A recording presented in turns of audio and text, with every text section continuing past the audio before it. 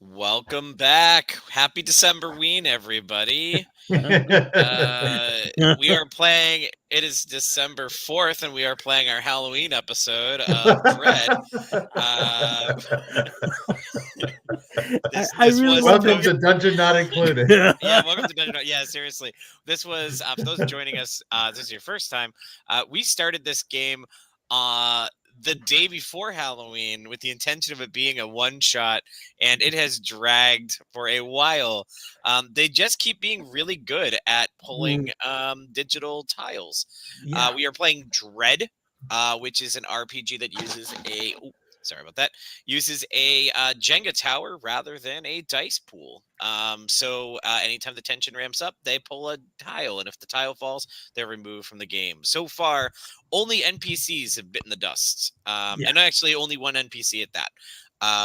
The tower, for those that are being able to watch us live, is actually going to be on screen, and luckily for us, it actually maintains and keeps it from where it left off. Yeah.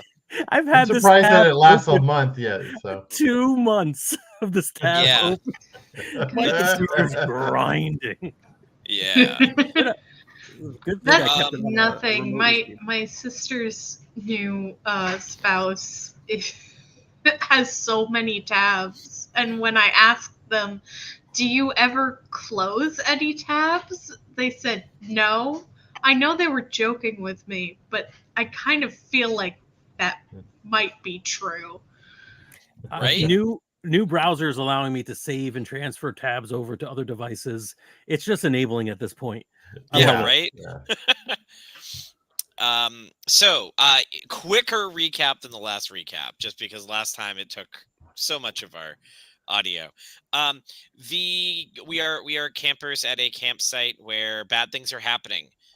Years ago, a mysterious or a death occurred at this location. Years later, the family who owns it, the teens, are throwing a party for other teens during college break, and bad things start happening. We've had ghost children bouncing around a camp house. We had a tree house that came to life and tried to eat someone.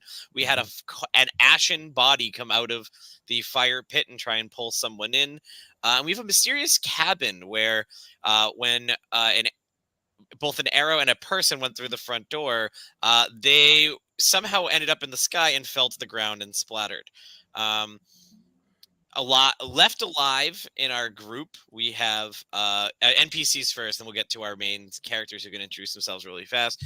We have Jack Blackmoon and Jenny Blackmoon, the owners or the children of the owners of the Blackmoon campsite. We have Maya, who is a total nerd and partier, who is very terrified at the moment.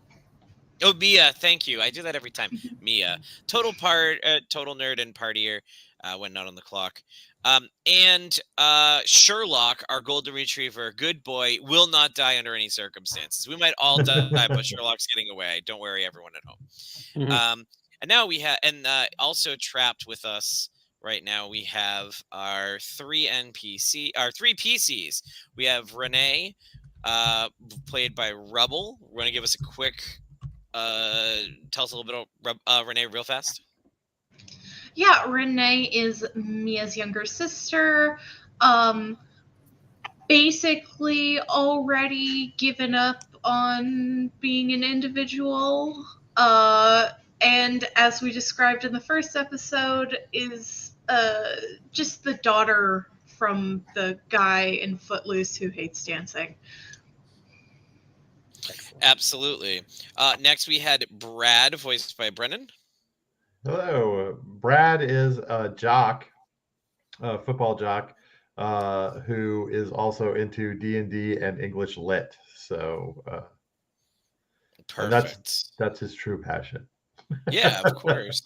We're really playing with the like High School Musical of it all. Yeah. Here. And Frank is voicing Judd. That's right. Judd is Judd Hirsch from the Breakfast Club. Yeah. That's Judd it. Nelson. Yeah, the burner. But also into D&D, and he's a political science major, so he probably knows how to handle the situation.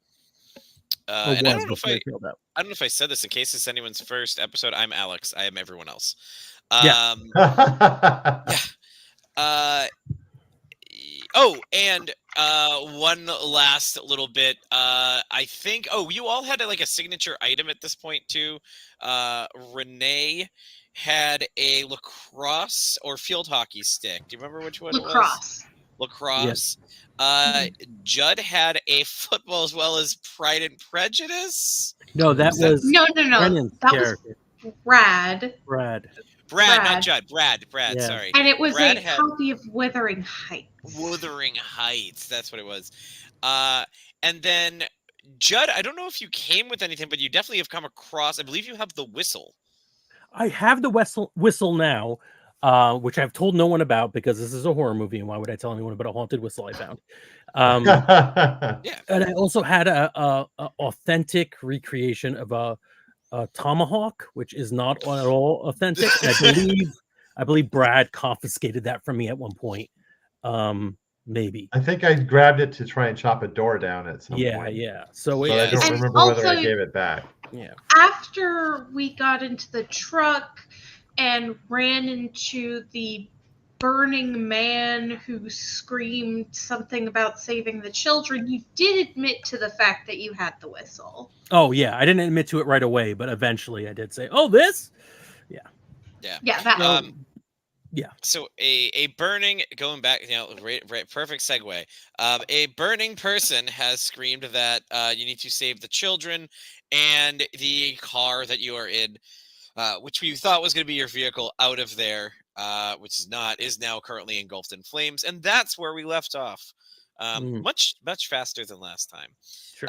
So, all right, what do we do? All right. How far can we drive this car before it totally craps out on us? Anybody know? Get out of the car. It's going to explode. Explode. Oh God. All right. Is there like a swampy area, like a little wet area that I could drive the car? Was I driving the car? I feel like I was. I can't remember. Well, anymore. the car, when we tried, you couldn't get the car to start because something happened to it when you guys hit the. It wasn't burning out of the way and running. from the deer. Yeah.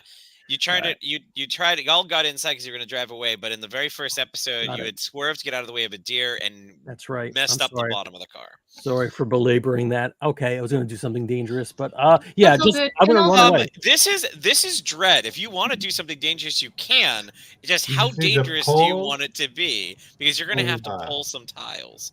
If you want this car to temporarily start while it's on fire, you got to pull for that. If you want there to be something swampy for you to drive it into, we're also going to need another pull, right? Yeah, let's do that. All right. Perfect. We need a way out. I'm going to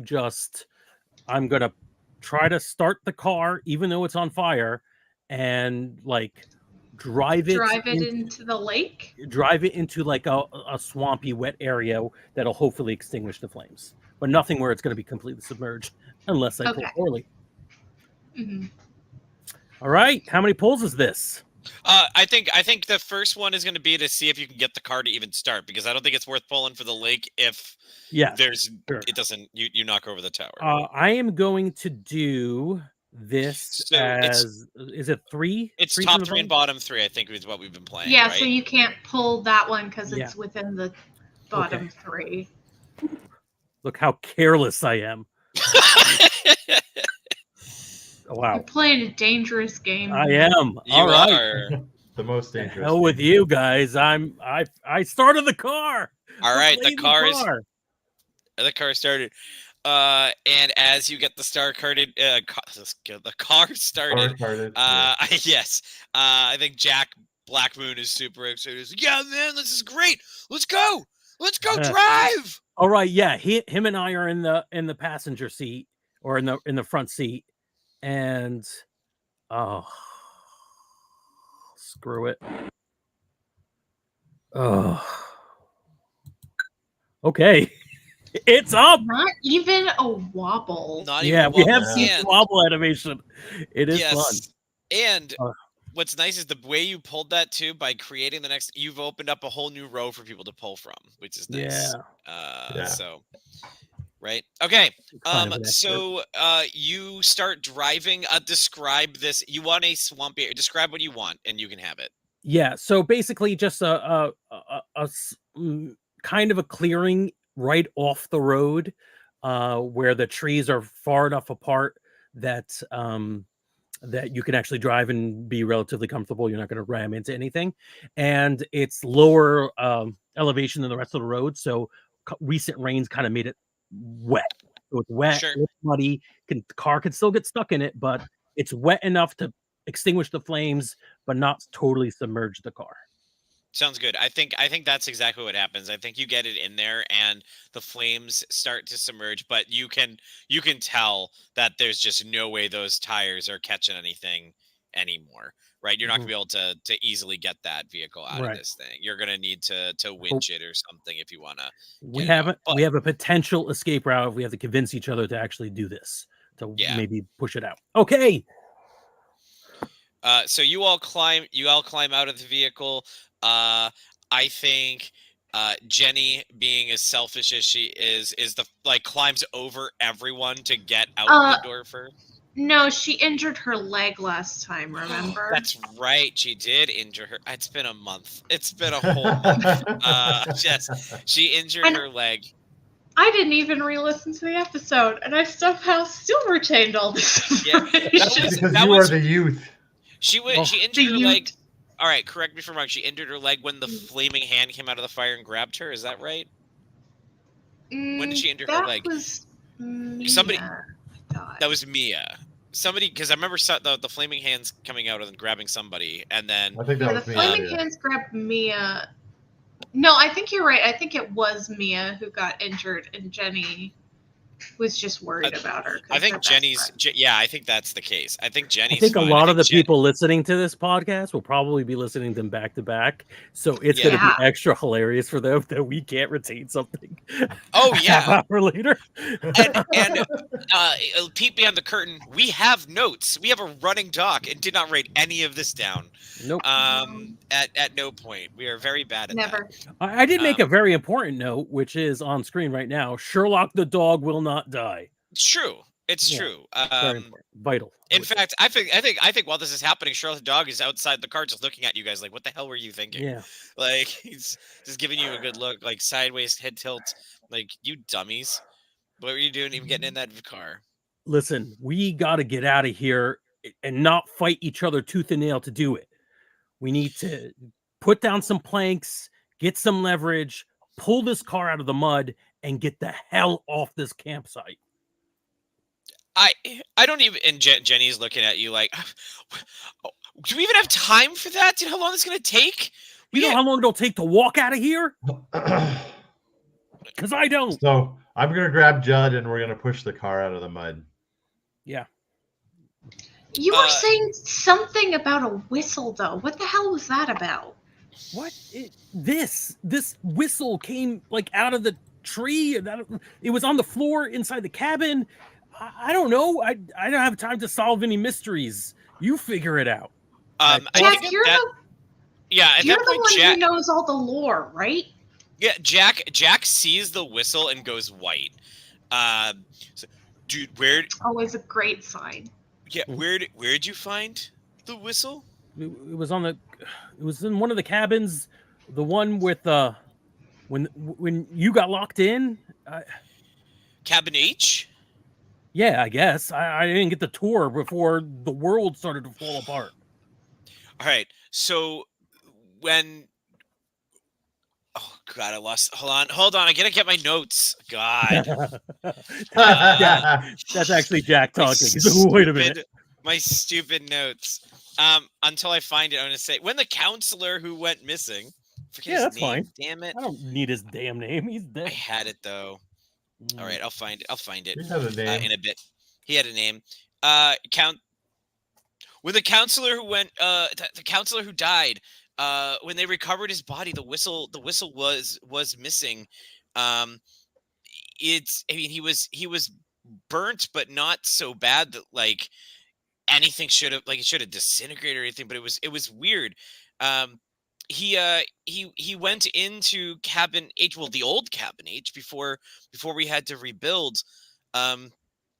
He saved a bunch of kids. They were messing around after dark, and he went in. He whistled and woke the kids up because there was a fire. A lot of the kids were half asleep. Some of them had started a fire. He managed to get all of them out, but he went back. He saw. I mean, the kids said that they saw something in there, and he went back in.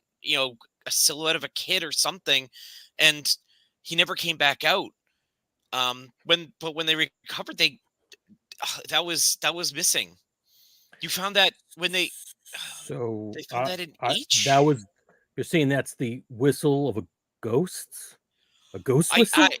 I don't know, but like you would think, like they rebuilt the cabin. Why would they take some, like if it was on the corpse and then they got the corpse out of there and then they tore the building down and then they rebuilt it? How did the whistle end up like on a floor under a bed?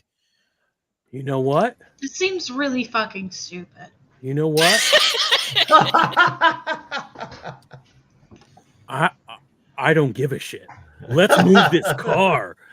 And yeah, like fucking whistle. Judd is terrified. No, Judd is totally terrified of the whistle and the whole thing, but let's move the car. That's what we're gonna do. Fine, I will also help move the car. Because I want that goddamn whistle, because I want to give it to the Burning Man so he leaves us alone. What do we think? 2 pulls? Or Yeah, 1 pull that sounds each? reasonable. 1 pull each? Is you're all Oh, putting man. yourself God. you're all putting yourself like waist Yeah. deep in mud. I think Yeah. that's, or actually, let's do this. How are each of you working to get this out? And that might lead to a Brute different. force, man. I'm just in Yeah. the back All three shoving. of you? Are Yeah. all 3 of you doing brute force? I am. No, All right. I'm gonna try and I'm gonna like get something for leverage. Like Oh, that's great. That means long- you're gonna go away from people. You know to what? Potentially get sticks and stuff. Yeah. I'm gonna use my fucking lacrosse stick. Okay. Because of course I am. All right, so It's 3 pulls. stupid. Who goes first? So we know who's I'll go gonna get. Yeah, you gonna Okay. go first? Okay. Okay, so towards the bottom there's a row that's completely intact. Take Is the that it? middle one from that. Does that look like what you're talking about? Oh. Yeah. All right, and you want me to try to put it here or the other side? Either side. Doesn't matter. Okay. This is so sturdy. Yeah, and I Yeah. have tested it. It does collapse. Okay. Yeah, oh, definitely. We've seen it Yeah. collapse in Oh yeah, demo. that's right. In demo. All right, who's next? I'll go next. Okay. I'm just shoving this thing with all my might, trying to push it out of the mire by brute force. Go up. Keep going. Yeah, there you go. The middle one? No, do the side one. Okay. Hell yeah. Okay. Okay. I want to get this one. Is that stupid? Yeah. Yeah, That it pretty is. It's stupid. load bearing. Okay. You know what? Opposite side. Yeah. Yeah, Okay. I'm gonna aim for the middle. Okay. Nope. Didn't. But there Okay. you go. but it didn't bother. All right. Yeah, so you all managed to push the car out of the mud. It is up and on the land. Yay! Okay. I'm gonna jump in and drive off. Yeah. All right, so Without you all- everyone else. Well, Well, whoever else yeah. can climb in at the same time. Yeah. You're not All going right. to wait for anyone.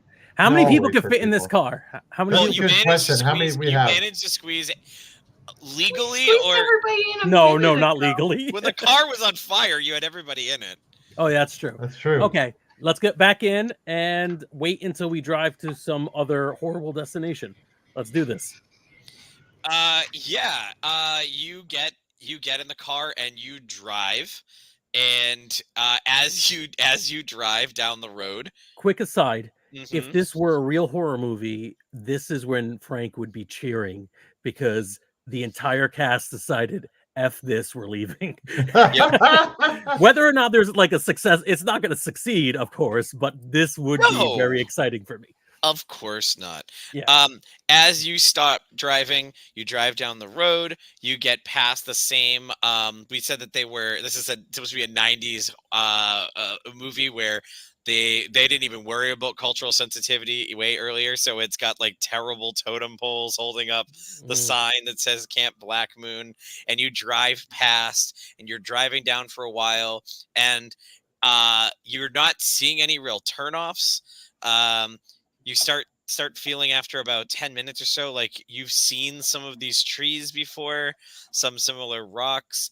The radio starts playing whatever music you were listening to before, whatever station happened to come in.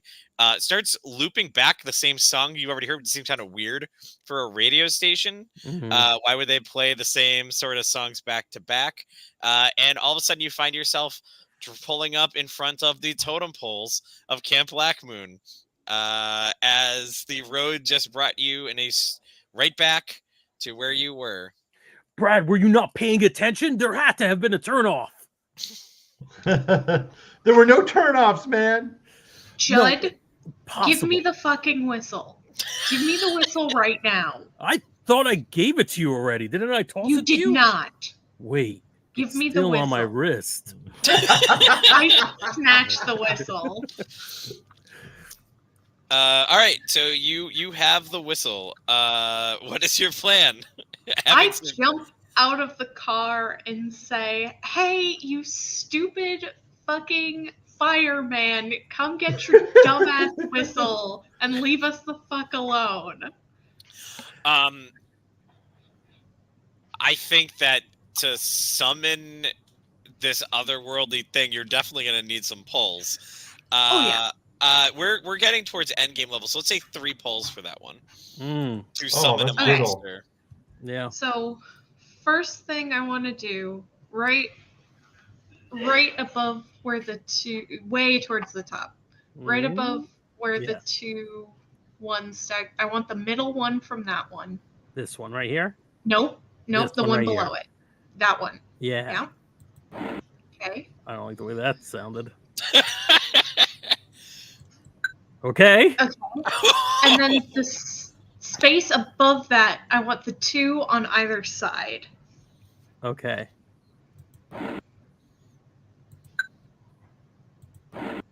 Yeah. Oh my This is God. not hippie enough. Mwah. So,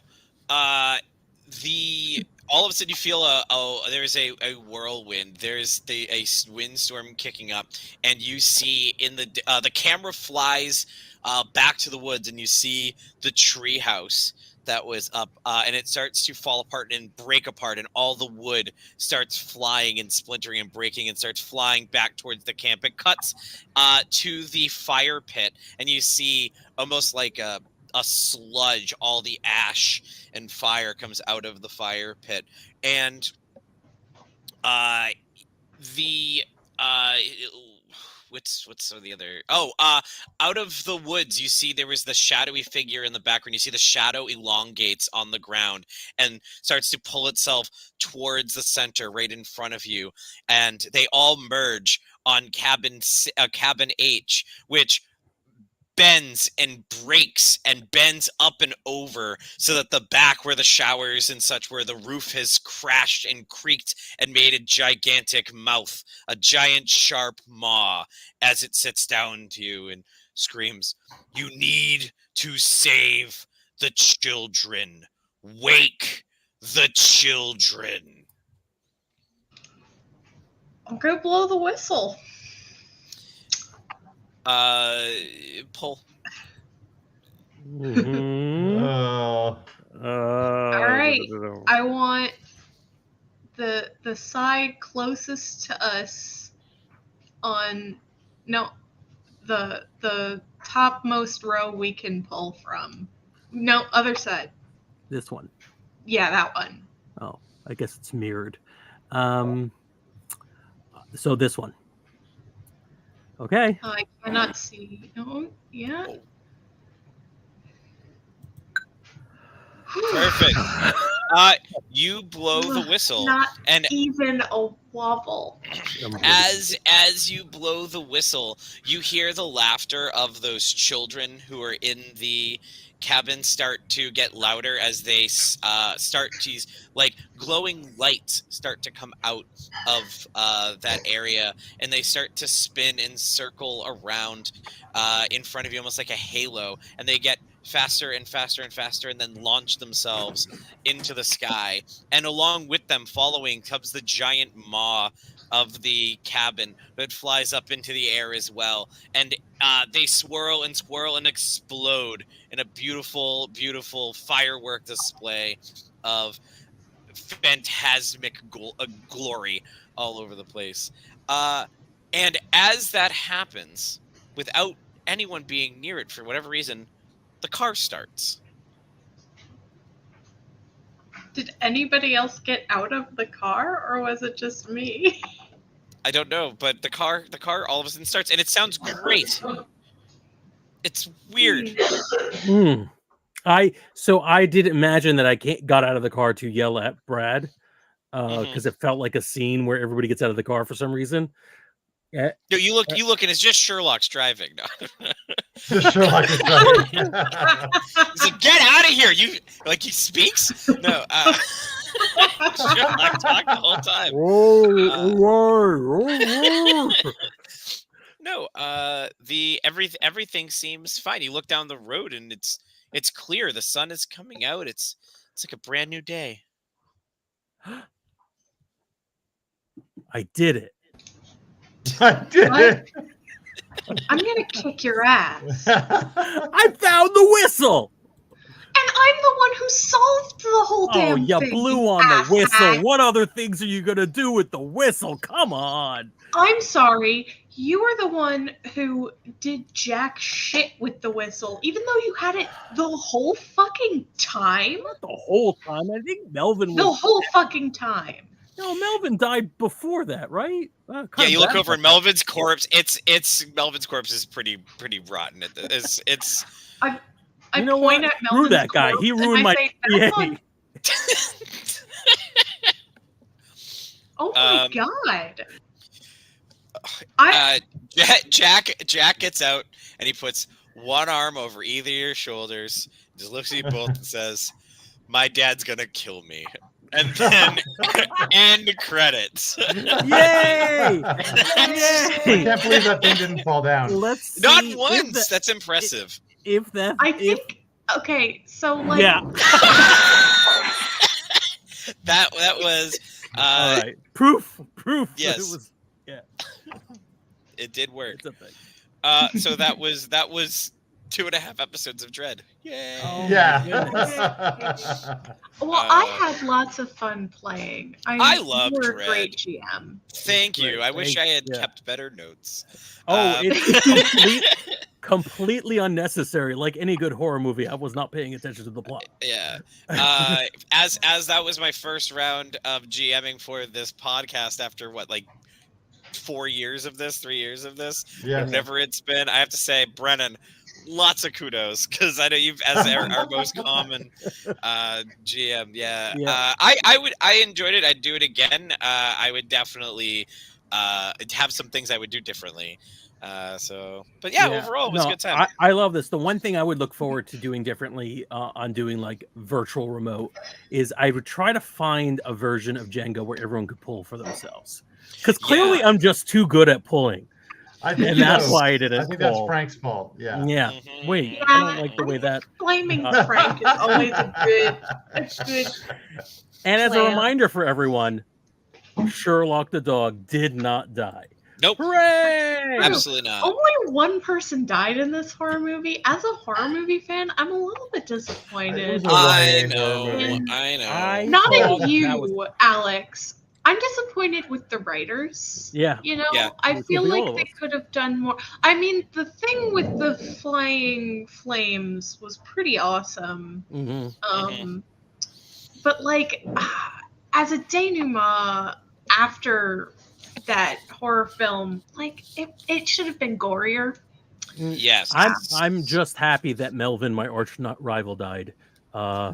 And I'm gonna go back and listen to the podcast to see if I really did sit on that whistle long enough to help cause his death. In which case, I'm pretty sure you picked up the whistle before he died. Before I Melvin think so died? too. Yeah. I think that is the case as well.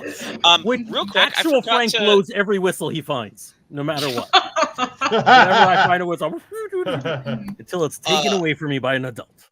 Before I, mean, I do forget, think I do. this Sorry, but just works before I as a- forget, go for it. Go for it. I think it works as a. Oh, I was just going to say, it works as a great fable, which is that you should blow every whistle you find, no matter where you found it or how dirty it is. Yep. Absolutely. Just instantly just go blow on it. Yeah, between the various diseases and absolute like Fae you will summon and be bound to, you should definitely do that. Yeah. Real Put that quick, right before to I your forget, lips I and want to blow. give credit to the writers. This campaign was written by Gabby Bird of Roleplay All Day. Dread was published by the Impossible Dread and was created by Epediah Ravicol and Nathaniel Barmore. They were great. This is great. I love Dread. Yeah, it's so fun. It was actually Dread's one of the first. I think it was the first non-D20 based system I ever played. And I remember being blown away. And it's actually, I would say, probably been the most influential in like my own game design stuff, in that it made me start thinking outside the box. Like I've never made a system that used a straight D20 system, D20 after that point. Yeah. I always found new ways to in interesting things to use instead. Yeah, it's a lot of fun, and I want to bring more, oddball games. Not that we've ever played anything. We certainly don't have any dungeons included in this podcast. We have not. Yeah. Yeah. Also want to throw out there, if anyone does like the Jenga tower thing, but isn't a horror fan, there is what's the romance RPG that Starcrossed. Starcrossed. Which is a Very good. 2-player game where you and the other person are like lovers who, for whatever reason, cannot be together, and every time you speak to each other, you have to put your hand on the Jenga tower, which means that it gets very breathy late game. Nice. Yeah, it's very neat. That's Alex Roberts, I believe, right? Who did that one? I think. Mm-hmm. Yeah, that's a cool game. I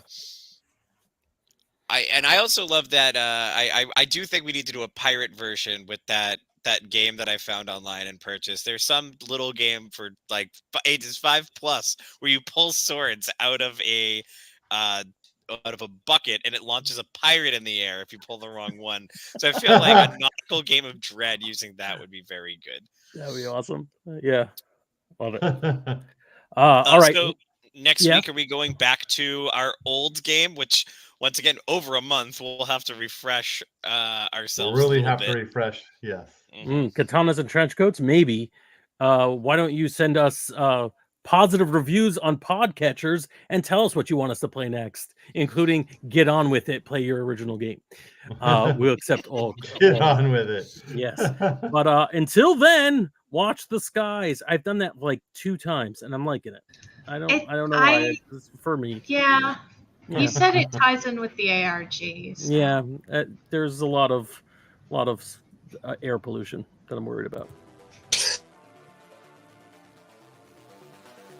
Hey there, we hope you enjoyed this episode of Dungeon Not Included. If you did, please tell a friend and leave us a 5-star review and encouraging comments on iTunes, Stitcher, Google Play, or wherever you get your podcasts. It really does help spread the word for new shows like ours. You can follow the latest from the Dungeon Not Included crew on Twitter at DNI Crew, and over at Facebook at Dungeon Not Included, or at our home on the Non-Productive Network at non-productive.com/DNI Crew, where you can find articles, character sheets, and Patreon exclusives, as well as our latest episodes.